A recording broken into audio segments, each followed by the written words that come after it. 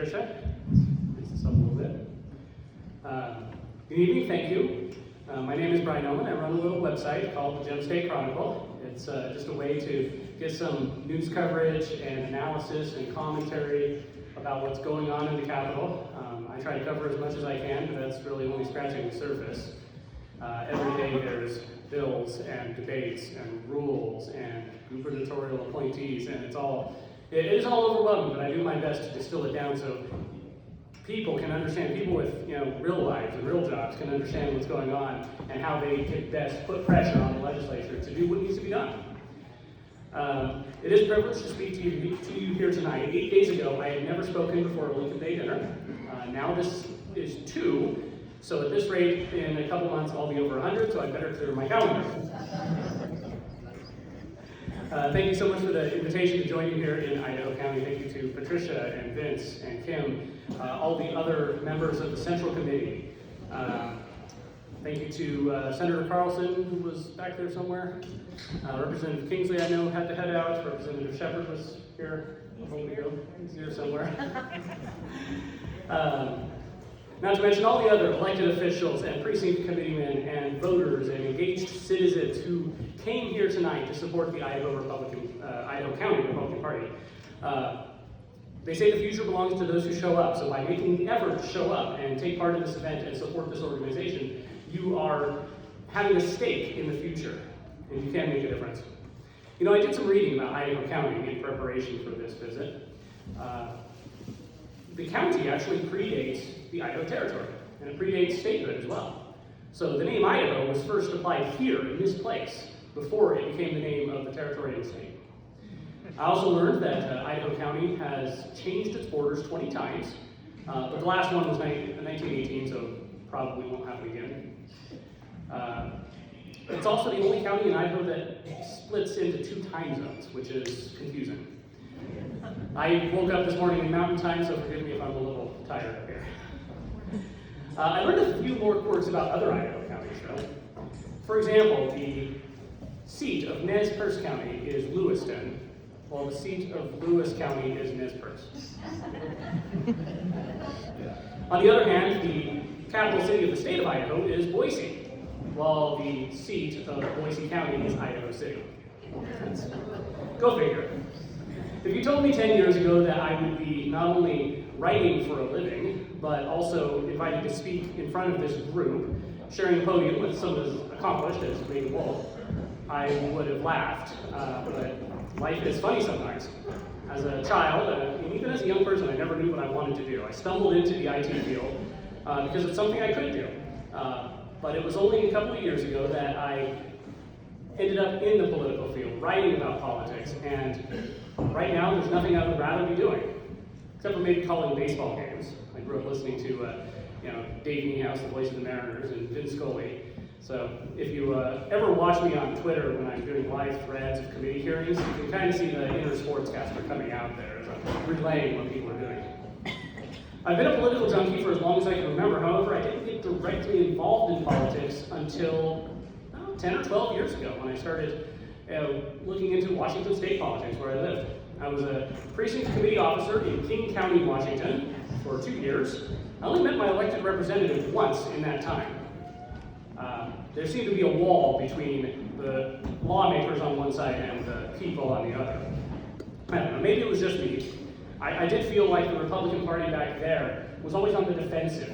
They were always losing ground. When I started my involvement, we still had a red county, red district, and that changed very quickly after I left. It really seemed like nobody knew what to do. Do you run a really principled conservative who stands strong on the issues, doesn't compromise? Or do you run someone who does compromise? Maybe ignore the social issues, just focus on the economy. No matter what, they still lost, and wasted a lot of money too. 6 years ago, I moved my family to Idaho because I wanted my children to grow up in a place where our values were celebrated and not denigrated. In 2020, when the world was losing its mind over a certain virus, I wandered into a District 14 reorganization meeting. Nobody would return my email, so I just decided to walk in and see what was going on. I walked out of there as an alternate convention delegate and an alternate VC, actually thanks to Mr. Bender right here. So And the rest is history.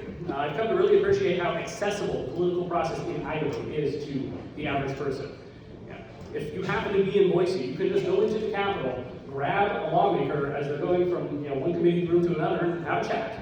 There's that wall that I felt in Washington, I don't see it here. And I think that's what our founders intended. Our founders intended for our government to be of the people, not a special caste or an oligarchy. And I think that effect is more amplified in small towns like Grangeville or Green Creek. I have to say, I really love small towns.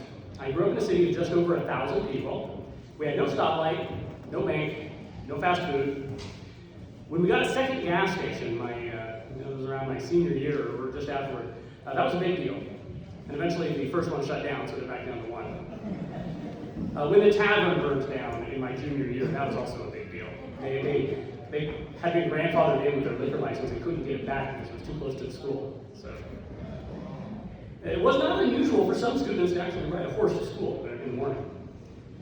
Now, we were only a short drive from larger cities, so it never really felt like we were out in the wilderness or out in the frontier, but it was clear to me growing up that the values of small towns were different than the values of big cities. Before I had a wife and children, I used to travel a lot.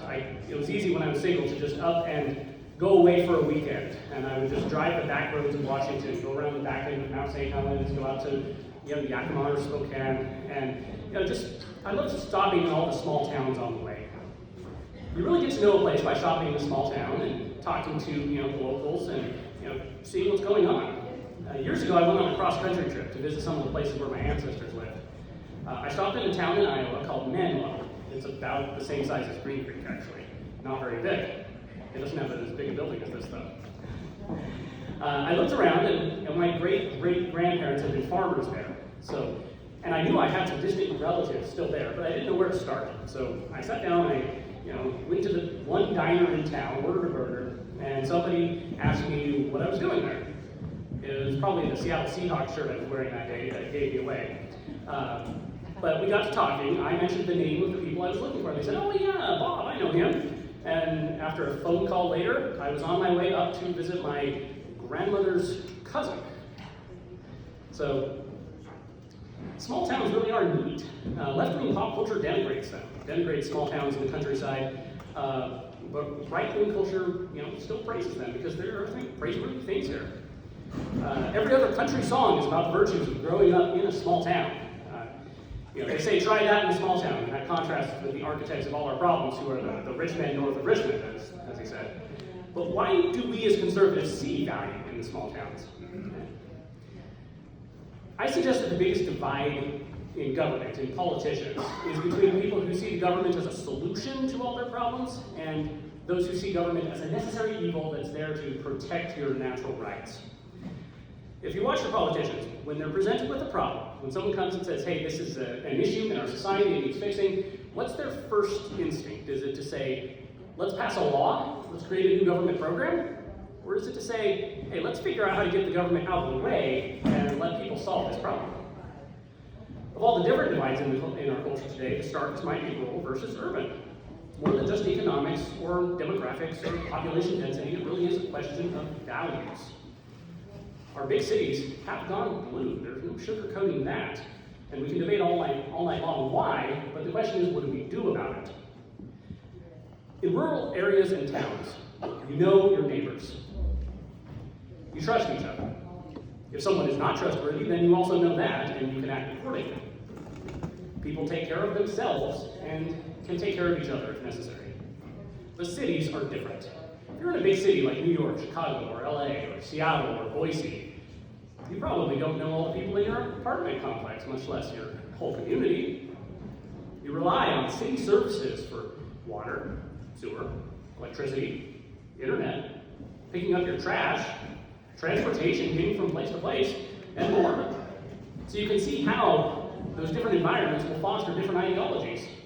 If you live in a world where every need is met by some government agency or government program, then you're going to just assume that government's the answer to your problems. But if you live in a place where you survive by your own two hands, then, well, government is a necessary evil at best. Interestingly enough, it wasn't always this way. Conservatism used to be in the cities, and progressivism was out in the rural areas. Back in 1896, William Jennings Bryan was the progressive candidate. He got his support from the Western farmers who wanted to coin silver. Meanwhile, William McKinley got support from the cities. So those things change over time, but they have been pretty static the last couple of generations. But it does make me wonder, what is it about small towns that makes it so you can hold on to traditional values? I think every one of us here is descended from someone who decided to move here from somewhere else. Even the Native American Indian tribes that once inhabited this area were often nomadic, moving from place to place. So, whereas there are places you can go in Europe and find someone whose ancestors lived there 500 years ago, that's not the case here. We are the descendants of pioneers and settlers. Throughout human history, there's always been a place for those who don't fit into civilized society. Go back 1,000 years. If you're, say, the third son of a noble family or a free peasant who wants more in life, you could sign up, you could take the cross, go on crusade, go carve out a little fiefdom for yourself in the Holy Land, or die trying. For some people, it was worth it. 400 years ago, if you're fed up with the crowded cities of Europe, you could board a ship and seek a new life in the New World. 200 years ago, if you're bored with life in New York, Philadelphia, or St. Louis, you can head west. Find a plot of land, call your own. You can build it from the ground up, build a new society in the wilderness. It was the opening of the West that really made our country come of age.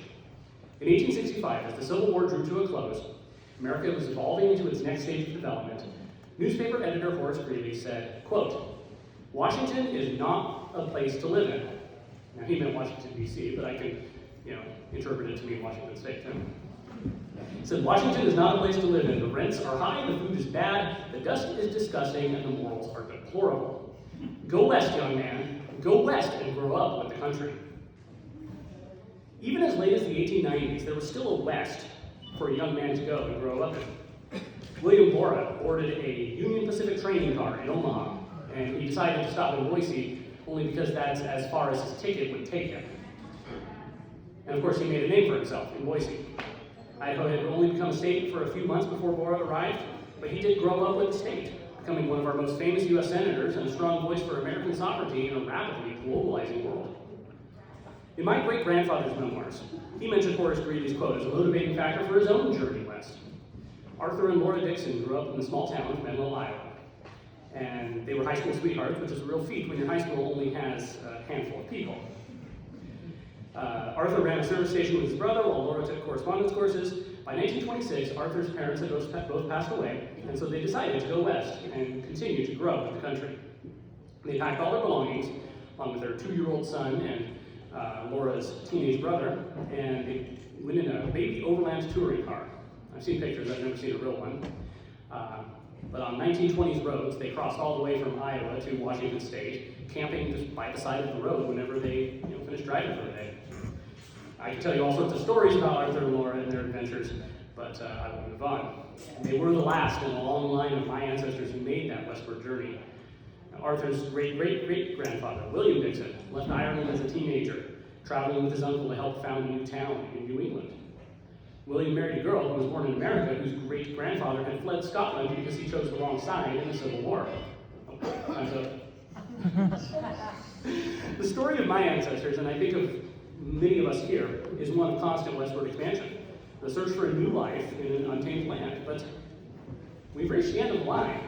There's no more frontier. The map has been all filled in. Now, the closing of the West was the beginning of yet another new era in American history. In 1890, same year as Idaho statehood and the same year that William Borah arrived in Boise, the Census Bureau declared that there were no more tracts of land available for homestead. It was the end of the Old Western period. The last civilizational safety valve was now closed. A few more states would be admitted, Arizona and New Mexico in 1912, but the map was finished. The generation after the closing of the West would see the inventions of the automobile, the airplane, radio, television, proliferation of the telephone. Each of these things made the world a little bit smaller. Telephones connected people across vast distances in ways that writing letters really didn't. Cars turned trips of months into trips of days, and then those days were turned to hours by airplanes. What's the West or the wilderness when you can hop a flight to New York for a meeting and come back in time for dinner? It's a very small world now. I recently read a book by Emily Schley called The Forgotten Man, New History of the Great Depression. If you went to public school, you learned that the Depression was caused by greedy businessmen and a laissez-faire president and Herbert Hoover, but America was saved when Franklin Roosevelt took power and did what needed to be done.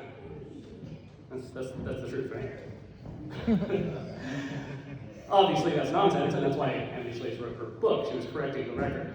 The forgotten man in the title is not the poor man. It's not the person in poverty who needs help. Because those people have help. They have charity, or later on, government welfare. The forgotten man is the taxpayer, the person on whose back that welfare state is built. The people who are not rich enough to buy Congress, but not poor enough to qualify for government assistance. The forgotten man goes to work, and his taxes pay for the largesse of our government.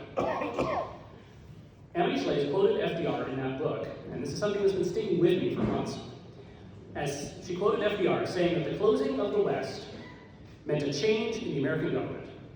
He believed that without that civilizational safety valve, that ability for people to just take off and go west into the wilderness, that the government must evolve and meet the needs of a new, more urban population.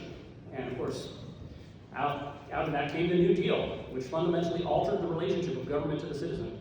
Before 1933, Americans were expected to take care of themselves and their neighbors. After 1933, we, as a people, see the government as our protector, our benefactor, our loving father caring for his wayward children.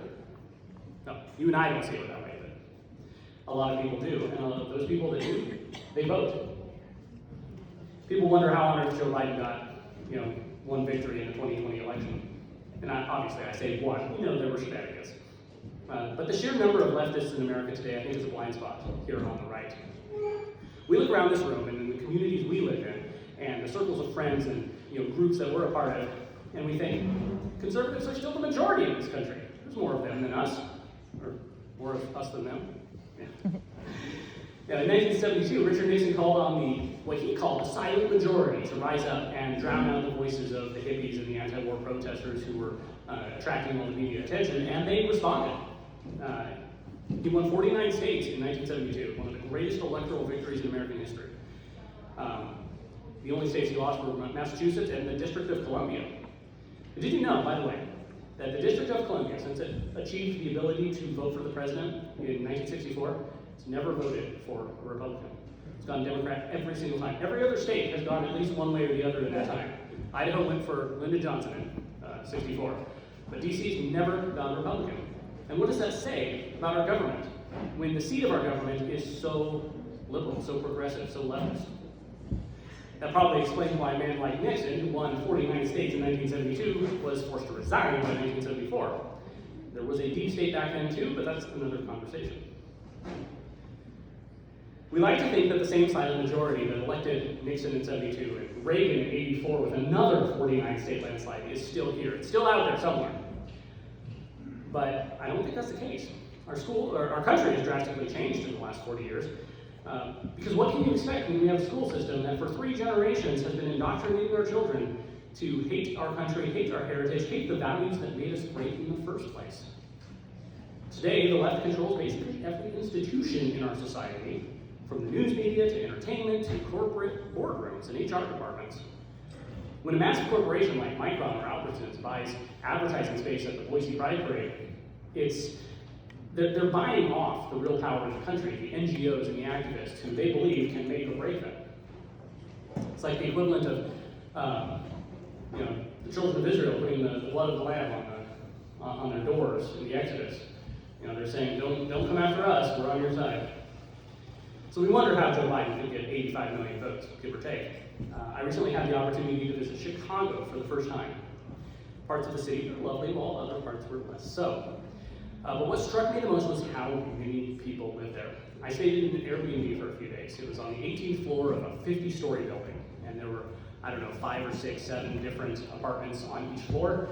You do the math, that's a couple hundred apartments, a couple hundred homes in one building. And there were several buildings on every city block. And there were endless city blocks in the city. The city of Chicago itself has 2.7 million people. That's more than the state of Idaho. The metro area, including all the suburbs, has almost 10 million, 5 times the state of Idaho. That's a lot of people. Now change the law that says that all those people gets a ballot in the mail. changed the law that says that activists and political operatives can walk into those buildings, collect those ballots, and deposit them. One person can go into a single high-rise and walk out with a cart full of hundreds of ballots. Some of those voters probably didn't even realize what was happening. I believe that a lot of those ballots never even made it to the voter, but still they were cast because they changed the rules. So how did Biden win? Because the people who live in our cities have fundamentally different worldviews than you and I, and there are millions of them. Reading history is both enlightening and depressing. I love history. I love learning about the people who came before, how they thought, why they did what they did. Everything we see today is the result of something that happened yesterday. And it goes back all the way to the Dark Ages. But it is depressing for a couple of reasons. First, because reading history demonstrates that we've not learned from the past. We keep replaying the same fights and the same situations over and over. But it also makes you realize how many people, including our policymakers, are completely ignorant of it. This week we saw a stark contrast between two world leaders. The president of Russia spoke with Tucker Carlson for 2 hours, explaining the historical background of his country and justifying his actions over the past 10 years. Now, you're free to disagree with him, of course, and disagree with his interpretation of that history, but the fact that he could do it at all is something that I think Americans are unfamiliar with many of our national political leaders. A few hours after that interview was posted online, our own president held a press conference. Did anybody see it? He angrily and often incoherently tried to disprove the idea that he was too senile to stand trial, a determination made by his own Justice Department. Now, that's obviously an extreme example, but even political rhetoric on the right has become simple and shallow a lot of times.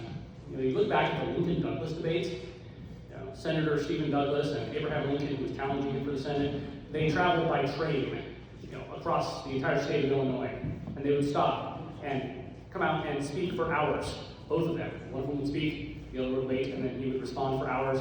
People came, they brought their picnic baskets. It was a whole day affair. People had attention spans back then. They weren't even trying to squeeze a point into a pithy soundbite that could be replayed on social media like we do today.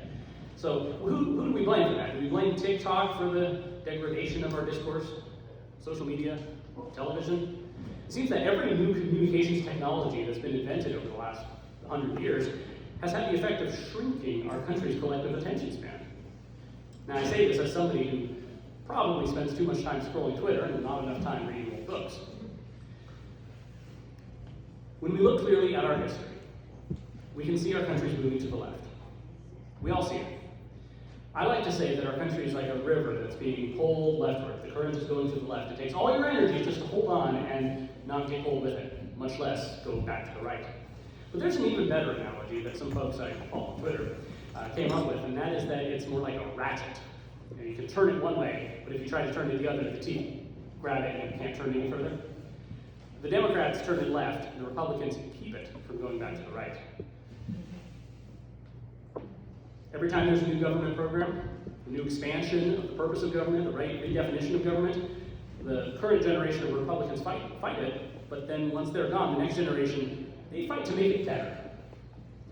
Consider the Great Depression and the New Deal. It killed what was once a robust conservative movement in the Republican Party, but by the late 1940s, there was no one left in the Republican Party to really oppose the New Deal. Nobody with the willpower, political capital to do anything to undo it. Dwight Eisenhower, I consider him a great man, and I very much admire him, but you look at history, it shows that his administration locked in the excesses of the New Deal. It made it normal. By the 1960s, Republicans were once again on the defensive. Lyndon Johnson was recasting, redefining the relationship of government and citizen. The Civil Rights Act, though perhaps well-intentioned, created a mandate for government to interfere in private relationships to create equity. They use that mandate now to impose DEI and CRT and affirmative action and very soon reparations. The Immigration Act opened our borders to millions of new immigrants who over the last half century have not assimilated in the same way that those who came between 1880 and 1920 did. And finally, Johnson expanded the welfare state, creating Medicare and Medicaid, which continues to be a problem here. And if you've been following our own state government, they just tried to run a bill to put some standards, some thresholds that Medicaid expansion had to meet to continue operating, and they rejected it because people were afraid of losing their government welfare. Unfortunately, even though he was elected and re-elected with massive majorities, Ronald Reagan's administration essentially played the part of a ratchet to the Great Society. Rather than rolling it back and doing it, it became normalized in the 1980s. I do believe Reagan was a great man, don't get me wrong, a great president, but with the benefit of the hindsight, we see how the excesses of the 60s became woven into the fabric of our society by the 80s. By the 90s, when I was growing up, nobody was questioning these things. There was nobody, even with the Republican Revolution of 1994, they didn't come anywhere near trying to repeal any of the Great Society, much less the New Deal. The most recent demonstration of the ratchet effect came just a few years ago. Most of you here, with maybe the exception of the young people over there, might remember Obamacare when it was first introduced, 2009, 2010. Even fewer would remember that it was originally Hillary Care. Hillary Clinton, when her husband came into office in 1993, spearheaded this idea for government health care. That was such a bad idea that it rallied Republicans for the Republican Revolution of 1994. They took back the House for the first time in 40 years, and they took back the Senate as well. And they stopped it. They made it so that it could not go. And that was great. But what happened after Obamacare? Well, the Republicans took the House again. And then a couple years later, they took the Senate. And then they took the White House. And by 2017, you had Republicans in the White House, the Senate, and the House of Representatives. And they had a vote to repeal Obamacare. And what happened? The ratchet blocked once again. And this explains why Washington, Oregon, California, and Colorado turned blue, and it explains why they're pushing Idaho in the same direction. I'm trying not to be pessimistic. I don't want to send you all home depressed here. I just think it's important that we take a clear and sober look at the battlefield before us.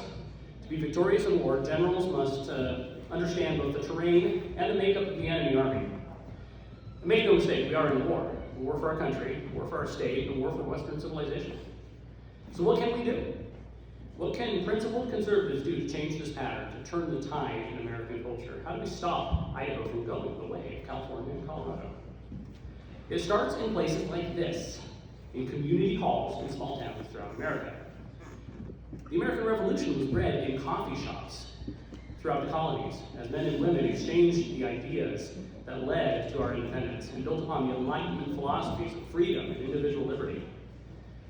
The internet has been a great tool for connecting people of like mind, exposing each other to new ideas and new principles and allowing us to converse. However, it is in communities, in person like this, where those ideas will really find meaning. It's in small towns that this truest expression of our bedrock American principles can still be found. It's here that men and women still believe in manifest destiny. It's here that we still remember the greatness of Western civilization and feel compelled to defend it. It's here that we know in our bones that God is real and He guides the movements of mankind through history. And this is another epoch of history. We must hold to the truth of our principles and communicate them with our neighbors in a way that opens their ears, their eyes, and their hearts. Maintaining and protecting our state and civilization will not come in one climactic battle, like in the movies. We don't see the forces of Mordor arrayed out along the Pelennor fields. And there's no fleet of ships coming up the Anduin River to save us. Our battle is fought in the mundane areas of life. Volunteering to knock on doors, pass out literature, study legislation, and call up your legislator and tell them your concerns. Standing for office yourself. Using our time and our energy to move the needle just a little bit. It is mundane and it's probably even boring, but it's necessary. We save our country by building strong communities. You start with your own health, work on your marriages and your families. Do what Megan said, raise your children to be wolves, not sheep. An alliance of strong families creates strong communities, and strong communities are the foundation of our civilization. Read the scriptures, go to church. Shout out to the Make America Godly Again shirt that I saw out there. I know I'm preaching to the choir here, because you all made the effort to show up tonight and stay late into the evening to hear me speak. So your imperative is to go out and convince your neighbors of the same thing. I want to close by considering the fate of the oldest inhabitants of the land on which we now stand. The Nez Perce Indians, called such by French trappers who actually saw other natives with pierced noses, Nez Perce. They wandered these lands for countless generations before European explorers arrived. And I'm not going to apologize for my ancestors settling this land, but I really sympathize with the native tribes. The contact between North American Indians and Europeans was a culture shock on a massive scale. Europeans brought not only tremendously advanced technology and philosophy, but diseases that had never been experienced in the continent before. In such a case, some kind of adaptation was necessary. It was forced. There was no way to try to continue to simply live life as they knew it. Everything was going to change one way or the other. Some of the Nez Perce adapted, others fled, and others attempted to fight. Even though the U.S. Army chased down Chief Joseph and forced him to surrender, he did earn our respect and admiration by his unwillingness to back down and his sacrifice on behalf of his people. Despite fighting for them for so many centuries, Americans always held respect for the Native Americans. Families and children, like the 1890s, 1900s, flocked to see Buffalo Bill's Wild West show, not to mock Chief Sitting Bull, but to see the famous Sioux Indian who defeated Colonel Custer at Little Bighorn. We named our deadliest weapons after Native Americans: Apache helicopters, Tomahawk missiles. And sports teams took the names of Indians: Braves, Redskins, Chiefs, Seminoles, not out of mockery, but in respect. But nevertheless, despite that, today the land of the Nez Perce is confined to a few square miles surrounding this community right here. And most of it's owned by white Americans. I don't apologize for that, but I recognize it is what it is. And recognizing that past can help us prepare for the future. So I want to ask, are we in the same position as the Nez Perce were 100, 200 years ago, on the verge of losing this land that's ours, this community, this country, this state? There's an author named Christopher Caldwell. He writes for the Claremont Review of Books. He wrote a fantastic essay on the 400th anniversary of the Pilgrims landing at Plymouth, which I noticed most of us were very busy with that virus to notice that it came and went in 2020. He wrote this essay looking at the consequences of the culture shock between Europeans and Native Americans. And so he talked about the Wampanoags, the natives who celebrated the first Thanksgiving with the Pilgrims, and he said, quote, "Like most peoples throughout history who have been fast talked out of their birthright, the Indians felt for a long time they got a terrific deal. They seemed to be living better than they ever had. Suddenly, for instance, many Indians possessed horses. But Silverman notes that within a generation they would have little land left on which to use the horses to ride or plow. The horses had been bought with wampum, a real currency limited in supply by the skill needed to make it, and backed by a valuable fur trade, especially in beaver. But soon their hunting grounds were sold away, and eventually overhunting killed off the beaver. The Indians had not been living better. It turns out they had been living off the sale of their capital, and they had not noticed because the most valuable parts of a person's capital are often hard to quantify." End quote. Our nation built up a tremendous store of social capital over the past, the first 2 centuries of our existence. But we've been consuming that capital for the last 50 years. As Vivek Ramaswamy said many times, the problem with America today is that we don't know who we are as a people. Ubiquitous technology has made our lives easier. Outsourcing manufacturing to China has enabled us to buy cheap goods at Walmart. Government welfare provides a safety net for any problems that might arise. Our leaders assure us that unlimited immigration, whether legal or illegal, is necessary to keep Social Security working. But at what cost? Are we destined to become like the folks in the city who are completely reliant on government? They live comfortable lives. Are they happy? Are they free? Are we going to lose our country while we're busy enjoying the bread and circuses? Not if I can help it, and I know not if you can help it either. The fight to save, to regain our state and our country starts right here in this room, right now. It starts in our homes, it starts in our churches, it starts in our schools. It starts where anywhere 2 or 3 of us are gathered together. I don't believe this is the end of the world, or the end of Western civilization, the end of America. I don't think it's the end of Idaho as a free state either. I do think we're at a critical point in our history. A moment in history that's not unlike the Revolution or the Civil War that our ancestors faced. But like those ancestors of ours who founded a new nation in the New World, we face a moment of opportunity. We are in the midst of many crises, but crises always bring opportunity. We can win the future and build upon the timeless principles of life, liberty, and the pursuit of happiness.